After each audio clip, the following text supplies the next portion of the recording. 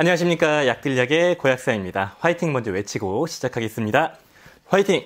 자, 오늘 다룰 내용은 비타민C의 부작용에 대해서 한번 알아보겠습니다. 이게 비타민C가 되게 안전하고 요즘에 그 면역력 때문에 많이 드시고 계시는 걸로 알고 있어요. 다 품절이라고 하더라고요. 그 정도로 많이 팔리고 있는데 이런 비타민C가 의외로 좀 치명적인 혹은 몸을 망가뜨릴 수 있는 부작용이 있는 경우가 있거든요. 그래도 알고 먹자, 부작용이 이런 게 있구나, 그런 걸 좀 아셔야 되지 않을까 싶어가지고 영상으로 한번 다뤄보려고 합니다. 비타민C는 대체로 되게 안전하죠. 수용성 비타민이고 먹었을 때 한계량이 되게 높은 편입니다.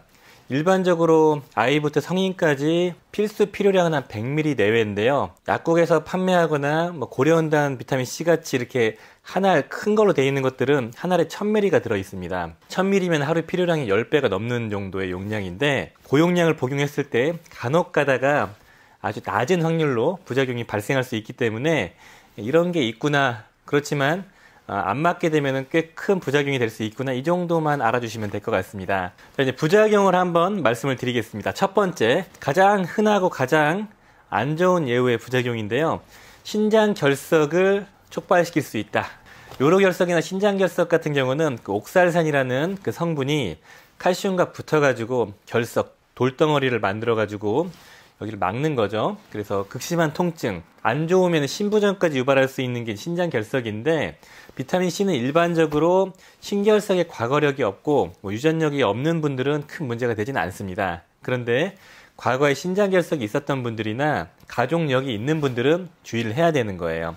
보통은 1000mg 이하로 섭취를 하셔야지 좀 안전하다고 하고, 스웨덴에서 이제 한 연구 데이터를 보면은 한 48,000명을 대상으로 쭉 추적 조사를 했습니다. 그 결과 한 1000ml씩을 먹는 사람 기준으로 123% 정도의 신장결석 유병률이 증가했다고 해요. 그러니까 100%가 넘게 증가했기 때문에 꽤나 많이 증가했다, 이렇게 볼 수 있겠죠. 그래서 물을 좀 많이 드셔야 되고, 신결석이 있던 분들은 비타민C를 1000ml 이상 드시는 건 피해야 된다, 이렇게 말씀을 드리고 싶네요. 그리고 신결석이 없는 분들도 잘 생길 수 있기 때문에 드시면서 항상 신경을 쓰시고 물을 좀 많이 드시는 게 중요하지 않나, 이렇게 말씀을 드리고 싶네요. 자, 두 번째는 이제 이것도 어떻게 보면 치명적일 수 있는 거죠. 그 백내장의 유병률을 높였다라는 데이터가 있어요. 이것도 이제 마찬가지로 스웨덴에서 25,000명의 여성을 대상으로 8년 정도를 추적 조사를 했거든요. 그랬을 때 백내장의 유병률이 한 20% 정도 증가했다는 데이터가 있어요.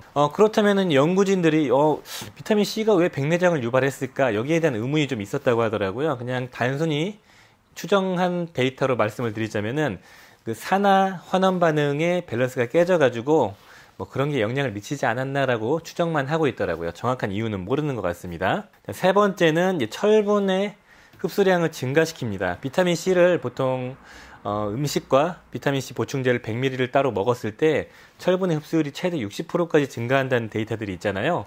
그래서 철분 흡수가 증가돼가지고 철 중독이나 철 독성을 보이는 케이스가 있다고 해요. 극히 이례적인 거죠. 그래서 철분이 평소에 과잉증이거나 신장이 안 좋으신 분들은 주의를 해야 된다. 철분이 과잉 섭취되게 되면 세포 독성이나 장기 독성을 띠게 되거든요. 그래서 좋지 않은 예후가 나타나게 되는 거죠. 그리고 네 번째로는 일부 데이터에서는 이 방광염, 만성적인 여성분들의 방광염에도 자극을 줘서 악화시킬 수 있다, 이런 데이터가 있었습니다. 일반적으로 방광염이 있는 분들은 자극적인 음식을 먹게 되면 영향을 받는다는 데이터가 있어요. 특히 귤 같은 것들. 귤과 마찬가지로 비타민C도 자극을 주지 않을까, 그래서 방광염을 유발시키고 진행시킨다, 이런 연구 데이터가 있었습니다. 그 다섯 번째는 불면증을 유발한다는 데이터가 있는데요. 불면증은 일반적으로 이런 항산화제를 섭취했을 때 불면증이 생기는 경우가 많이 있어요. 항산화제를 먹게 되면은 몸 상태가 개선되고 생리활성이 촉진되기 때문에 에너지가 조금 상태가 올라가서 그러는 건지, 아니면은 비타민C나 이런 항산화제의 부작용으로 과민 반응이 생겨서 그러는 건지, 원인은 정확하게 둘 중에 어떤 건지는 알 수 없지만 수면장애가 은근히 빈번하게 발생합니다. 알파리포산을 드시고 그렇다는 분들, 특히 글루타치온이나 MSM을 드시고 수면장애를 호소하시는 분들이 많이 계셨죠. 비타민C 같은 경우도 마찬가지입니다. 고용량 요법을 하기 때문에 불면증이 간혹 생겨요. 그래서 비타민C를 불면증이 생기시는 분들은 저녁보다는 낮 시간에 드시는 걸 추천드리고 있습니다. 그리고 여섯 번째는 이제 메가도스 비타민 C 요법을 했을 때 그 와파린의 그 PT, 그 프로트롬빈 타임에 영향을 줄 수 있다 이런 데이터가 있습니다. 그러니까 이 와파린을 먹는 분들은 대부분 뭐 심근경색이 있으시거나 뭐 스텐트 시술을 받으신 분들, 뇌 쪽이 안 좋으신 분들 이런 분들이 드실 건데 이런 분들에게 직접적인 영향을 줄 수 있기 때문에 비타민C 고용량요법을 하시는 분들은 꼭 주치의와 상의를 하셔야 될 수도 있어요. 근데 뭐 저는 개인적으로 심장이 안 좋은 분들은 비타민C를 꾸준하게 먹는 걸 추천드리고 있는데요. 비타민C를 뭐 3000ml 먹었다가 뭐 1000ml 먹었다, 6000ml 먹었다 이렇게 하시기보다는 와파린 드시는 분들은 주치의와 상의를 하시고 일정한 용량을 쭉 드시면 큰 문제가 없긴 합니다. 그리고 7번째는 알루미늄의 흡수를 증가시킨다는 데이터가 있습니다. 일반적으로 뭐 먹는 걸로나 혹은 외부로 들어오는 그 알루미늄 흡수 증가에는 큰 영향을 뭐 주지는 않겠지만 비타민C를 먹으면서 우리가 겔포스 같은 제산제나 알마겔 같은 제산제, 먹는 알약 같은 걸로 들어있거든요. 그런 제산제랑 비타민C가 만나면 결합을 해서 알루미늄 흡수율을 높인다고 합니다. 잘 아시겠지만 알루미늄이 우리 몸에 과잉 축적되면 암 유발 가능성이나 호르몬에 영향을 주기도 하고 이 신경 쪽에도 영향을 줄 수 있기 때문에 주의가 필요한 부분입니다. 그래서 비타민C를 먹는 분들은 이런 알루미늄 제산제와 시간차를 두고 드시는 게 맞습니다.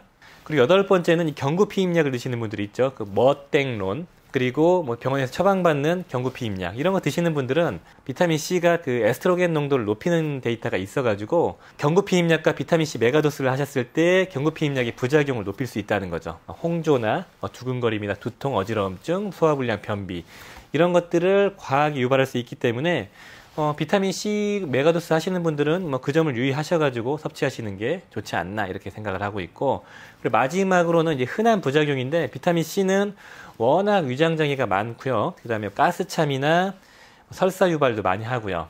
그리고 뭐 두통 뭐 이런 것들도 유발할 수 있다 이렇게 보시면 좋을 것 같습니다. 자, 오늘 영상은 비타민C의 부작용들을 좀 알아봤고요.